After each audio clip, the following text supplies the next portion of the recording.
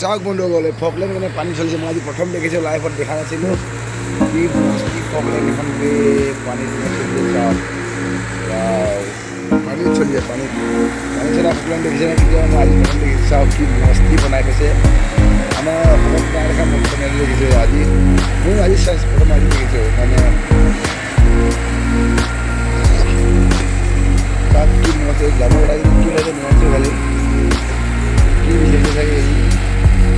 কিবা জাবৰবিলাক খানি খানি দিছে চাইডৰ চাইড পাতবিলাক খানি খানি দিছে